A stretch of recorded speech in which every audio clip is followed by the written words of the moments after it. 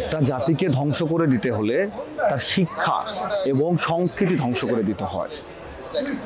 তো এই যে 15 বছর 20 বছর ধরে যে একটা কালো থাবা আমাদের কে গ্রাস করেছে, এর কারণ হচ্ছে আমাদের শিক্ষা ব্যবস্থা এবং সংস্কৃতিকে একেবারেই ধ্বংস করে দেওয়া হচ্ছে। আপনি দেখবেন আমাদের বিটিভিতে একটা সময়ে কত সুন্দর সুন্দর অনুষ্ঠান হতো, ম্যাকগ্যাবার হতো, রবিনহুড হতো, বাইরের ইংলিশ মুভিগুলো ডাবিং করে দেখানো হতো।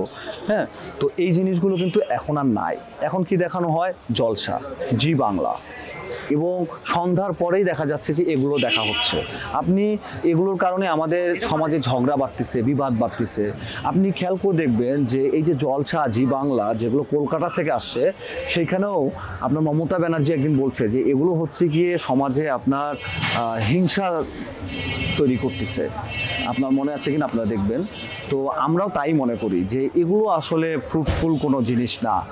আমাদের যে আগে কালচার ছিল সেটা অনেক সুন্দর ছিল, আমরা অনেক সুন্দর সুন্দর আর্টিস্ট পেয়েছিলাম। তো এরা তো স্বাভাবিক অর্থে আমি যা দেখতেছি, পড়তেছি, শুনতেছি, এটা আমার উপর প্রভাব ফেলে। প্যানেল ভোটে নির্বাচিত হয়েছে। আমি বাংলাদেশ জাতীয়তাবাদী ছাত্র দলের একজন ক্ষুদ্র কর্মী। প্রায় 10 বছর আমার এই সংগঠনের সাথে পথ চলা। যখন কেউ মনে করেন এই ফ্যাসিস্টকে ফ্যাসিস্ট বলা সাহস পায়নি, ওই সময়ের মানুষ আমি। আমার সময়কারেও অনেকেই তখন চুপ ছিল বা নানান কারণে সবাইকে একসাথে বলতে হয়, প্রতিবাদ করতে হয়, এটাও আমি বিশ্বাস করি না।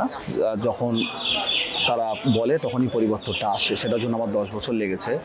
তো অনুরাগ বলতে হচ্ছে যে আমি বর্তমানে যে সংগঠনে যে পদটা হোল্ড করতেছি সেটা হচ্ছে সাহিত্য প্রকাশনা সম্পাদক। তো দল মনে করছে যে আমি হয়তোবা এখানে ভালো কিছু করতে পারবো। ইতিমধ্যে সংগঠনের থেকেও আমি মনে করেন একটা প্রকাশনা বের করতেছি, সেটা হচ্ছে নিপীড়নের গল্প নামে, ফ্যাসিবাদী নিপীড়নের গল্প। বিগত 15 বছরে আওয়ামী ছাত্রলীগ দ্বারা ক্যাম্পাসে যে নিপীড়নের শিকার হয়েছে যারা, তাদের গল্প। এটা কাজ চলতেছে, এটা ফেব্রুয়ারি থেকে চলতেছে। এটা বড় জিনিস, তো মনে করেন এটা সময় লাগতেছে আর কি। তো এই জন্যে অনুরাগ বলেন বা যেটাই বলেন না কেন এখান থেকে। আর সব থেকে বড় কথা হচ্ছে এগুলো তো চেয়ার, মনে করেন যে যারা ইলেক্টেড হবে এটা তো চেয়ার। তো আমি মনে করি যে আমি একাডেমিশিয়ান না, তবে আমি ওয়েল ম্যানেজার।